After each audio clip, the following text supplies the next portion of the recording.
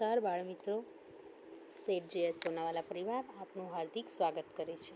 હું રેશમા પટેલ આજે તમને ધોરણ 6માં વિષય સામાજિક વિજ્ઞાન પાઠ 9 આપણું ઘર પૃથ્વી વિશે શીખવીશ. એનો ભાગ 1 અને ભાગ 2 આપણે શીખી ગયા છે. તો બાળમિત્રો, આપણે શીખી ગયા કે સૌર પરિવાર કોને કહેવાય, સૌર પરિવારમાં કેટલા ગ્રહો છે, કયા કયા ઉપગ્રહો છે, સૌર પરિવારમાં કોનો કોનો સમાવેશ થાય છે, ઉલ્કાઓ કોને કહેવાય, નક્ષત્રો કોને કહેવાય, પૃથ્વીનું સ્થાન ક્યાં છે, પૃથ્વીનો આકાર કેવો છે, ધ્રુવનો તારો કઈ દિશામાં દેખાય છે, એ બધું આપણે શીખી ગયા. અક્ષાંશ વૃત્ત કોને કહેવાય, રેખાંશ વૃત્ત કોને કહેવાય, અક્ષાંશ વૃત્તો કયા કયા છે, મુખ્ય અક્ષાંશ વૃત્ત કયા કયા છે, રેખાંશ વૃત્તો મુખ્ય કેટલા છે, કયા મુખ્ય રેખાંશ વૃત્તો છે, એ બધું આપણે ભાગ 1 અને ભાગ 2માં શીખ્યા છે. હવે આપણે ભાગ 3 શીખીશું. તો બાળમિત્રો, પુસ્તક સાથે લઈને બેસજો. હવે ભાગ 3માં આજે આપણે શીખવાનું છે, પેજ નંબર 53 પર આપ્યું છે, જુઓ, કટિબદ્ધો એટલે કે ઝોન. હવે તમે આ આકૃતિ જોઈ શકો છો. દેખાય છે આકૃતિ? તમને દેખાય છે ને? તો પૃથ્વીને 3 ભાગોમાં વહેંચી દીધી છે. કેટલા ભાગમાં વહેંચી દીધી છે? 3 ભાગમાં. એટલે તાપમાન, પ્રકાશ, ગરમી અને ઠંડીના આધારે પૃથ્વીને જુદા જુદા ભાગોમાં વહેંચી છે, જેને કટિબદ્ધો કહેવામાં આવે છે. હવે વધારે તેમજ ઓછા પ્રકાશ અને ગરમી મેળવતા ભાગોને આધારે પૃથ્વીને મુખ્ય 3 કટિબદ્ધમાં વહેંચવામાં આવે છે. એ 3 કટિબદ્ધો કયા કયા છે? તો એક ઉષ્ણ કટિબંધ, બીજું સમશીતોષ્ણ કટિબંધ અને ત્રીજું છે શીત કટિબંધ. હવે કટિબંધ વિશે જ વિસ્તારથી જોઈએ તો ઉષ્ણ કટિબંધ. તો ઉષ્ણ કટિબંધને અહીંયા તમે આકૃતિમાં જોઈ શકો છો કે સ્કાય બ્લુ કલરની લાઈનો કરેલી છે. એ ઉષ્ણ કટિબંધ છે. એટલે કે સૂર્યના કિરણો ત્યાં સીધા પડે છે. એટલે ત્યાં ગરમીનું પ્રમાણ ખૂબ વધારે હોય છે, અતિશય ગરમી હોય છે, એટલે એને ઉષ્ણ કટિબંધ કહેવામાં આવે છે. બીજો છે સમશીતોષ્ણ કટિબંધ, જ્યાં ઠંડી અને ગરમીનું પ્રમાણ સરખું રહે છે.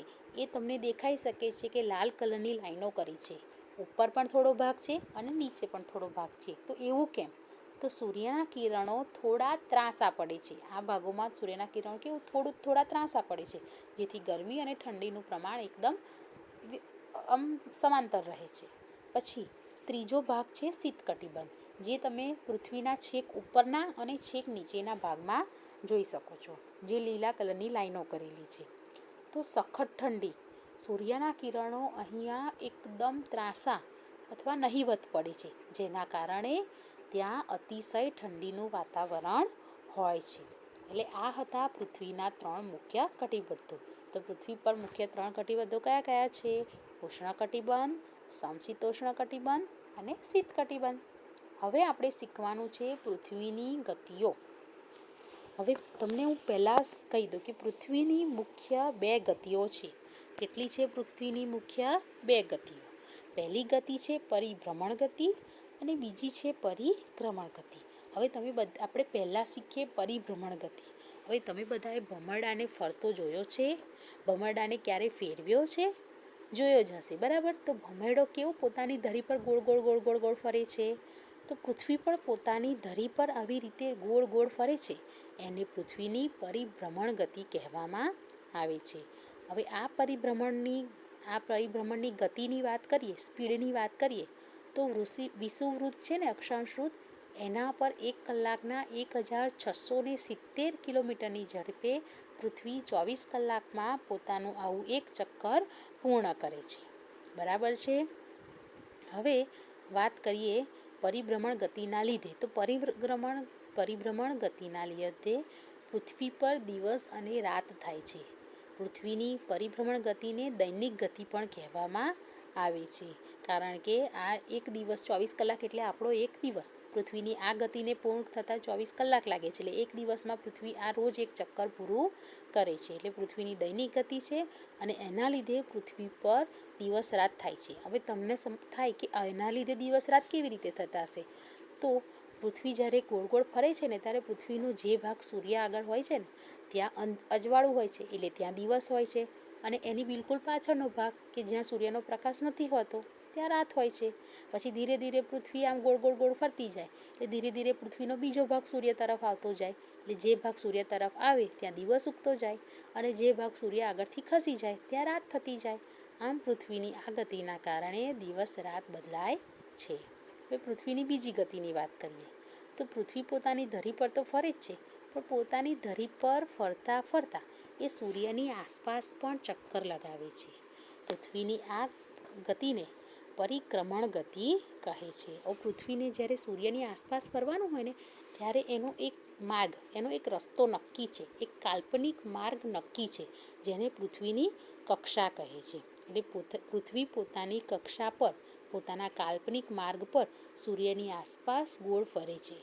હવે પૃથ્વી જ્યારે પોતાની ધરી પર ફરે છે ને ત્યારે એને 24 કલાક લાગે છે, પણ પૃથ્વી જ્યારે સૂર્યની આસપાસ ફરે છે ને ત્યારે પૃથ્વીને સૂર્યની આસપાસ એક ચક્કર પૂર્ણ કરવા 365 દિવસ, એટલે કે આપણું આખું એક વર્ષ, પૃથ્વીને આખું એક વર્ષ લાગી જાય છે.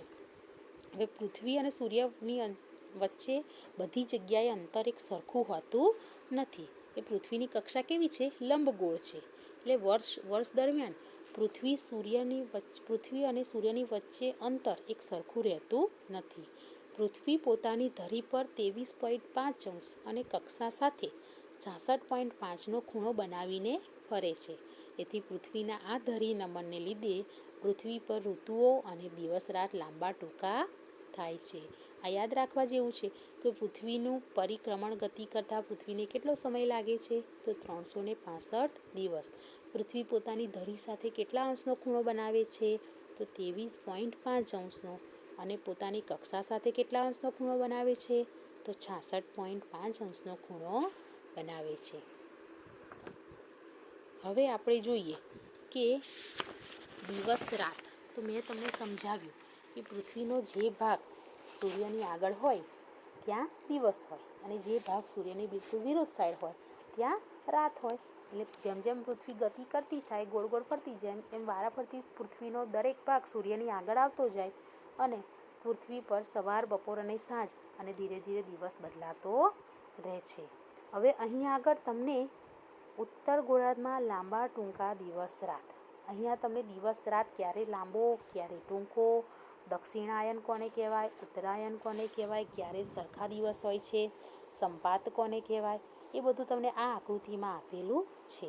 બાળ મિત્રો, આવી આકૃતિ જાતે દોરવાનો પણ પ્રયત્ન કરજો, જેથી તમને વધારે ખ્યાલ આવે. તો 21મી જૂન એટલે 21મી જૂનના દિવસે કર્કવૃત ઉપર અને 22મી ડિસેમ્બરના દિવસે મકર વૃત પર સૂર્યના કિરણો બિલકુલ સીધા પડે છે. અને જ્યાં સૂર્યના કિરણો સીધા પડે છે ત્યાં અને એની નજીકના બધા જ વિસ્તારોમાં દિવસો લાંબા અને રાત્રિ ટૂંકી હોય છે, અને બાકીના વિસ્તારોમાં જ્યાં સૂર્યના કિરણો ત્રાંસા પડે છે ત્યાં દિવસ ટૂંકા અને રાત્રિ લાંબી થઈ જાય છે. એટલે 21મી માર્ચ અને 23મી સપ્ટેમ્બરના દિવસે રાત અને દિવસ બંને સરખા હોય છે. હવે વાત કરીએ ઋતુઓની. તો ઋતુઓ તો આપણે જે અનુભવીએ છીએ એ તમને ખબર જ છે કે અતિશય ગરમી પડે એ ઋતુને કઈ ઋતુ કહેવાય? તો એ ઋતુને કહેવાય ઉનાળો. અતિશય ઠંડી પડે, ઠંડુ વાતાવરણ હોય, એ ઋતુને કઈ ઋતુ કહેવાય? તો એ ઋતુને કહેવાય શિયાળો. અને વરસાદ પડે ત્યારે આપણે એ ઋતુને કઈ કહીએ છીએ? ચોમાસું. તો પૃથ્વી ધરી પર નમેલી હોવાથી ઉત્તર ધ્રુવ અને દક્ષિણ ધ્રુવ વારાફરતી સૂર્યની સામે આવે છે. સૂર્યના કિરણો વિષુવવૃત્તથી ઉત્તરે કે દક્ષિણે સીધા કે ત્રાંસા પડે છે. આમ થવાથી દિવસ અને રાતમાં તફાવત પડે છે. આથી વધારે સમય સૂર્યપ્રકાશ મેળવતા વિસ્તારોમાં ઉનાળો એટલે કે વધુ ગરમી અનુભવાય છે, અને જ્યાં ઓછો સમય સૂર્યપ્રકાશ મળે છે ત્યાં શિયાળો અનુભવાય છે. તે જ સમયે દક્ષિણ ગોળાર્ધમાં શિયાળામાં ઋતુ અનુભવાય એ માનવ જીવનને સીધી અસર કરે છે. એટલે જે તે સમયે જે તે ગોળાર્ધમાં જે ઋતુ ચાલતી હોય એ ઋતુ પ્રમાણે એના માનવ જીવનને સીધી અસર થાય છે. હવે અહીંયા તમને એક પ્રવૃત્તિ આપી છે કે પૃથ્વીના ગોળાની મદદથી ભારતમાં ઉનાળો હોય ત્યારે આ બધા દેશોમાં કઈ ઋતુ હોય છે એ તમારે શોધી કાઢવાનું છે. તો નકશાની કે પૃથ્વીના ગોળાની મદદથી તમારે આ શોધીને ચોપડીમાં લખી દેવાનું છે. હવે શીખીએ ઉત્તરાયણ. તો ઉત્તરાયણ એટલે શું? ઉત્તરાયણ એટલે આપણે પતંગો ચગાવીએ છીએ એ તહેવાર, એવું નહીં? તમારા બધાના મનમાં એવું થાય. ઉત્તરાયણ એટલે શું એ હવે સમજીએ કે 22મી ડિસેમ્બરથી સૂર્યના કિરણો સીધા કિરણો ઉત્તર તરફ એટલે કે વિષુવવૃત્ત પર પડવાના શરૂ થાય છે. આમ ઉત્તરાયણ 22મી ડિસેમ્બરે શરૂ થઈ જાય છે. હવે ઉત્તરાયણ એટલે શું કે અહીંયા વાત કરીએ તો 22મી જૂનથી સૂર્યના સીધા કિરણો કર્કવૃત્તથી ખસીને વિષુવવૃત્ત તરફ જાય છે અથવા વિષુવવૃત્ત પર પડવાનું શરૂ થાય છે. સોરી ઉત્તરાયણ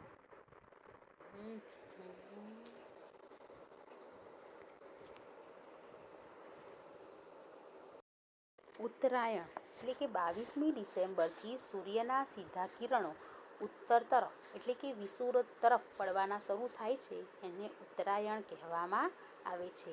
આપણે બધા 14મી જાન્યુઆરીને ઉત્તરાયણ કહીએ છીએ, પરંતુ 14મી જાન્યુઆરીએ તો સૂર્ય મકર રાશિમાં પ્રવેશ કરે છે એટલે એને મકર સંક્રાંતિ કહેવી જોઈએ.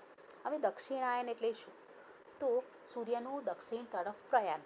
22મી જૂનથી સૂર્યના સીધા કિરણો કર્કવૃત્તથી ખસીને દક્ષિણ તરફ એટલે કે વિષુવવૃત્ત તરફ પડવાનું શરૂ થઈ જાય છે, જેને દક્ષિણાયન કહેવામાં આવે છે.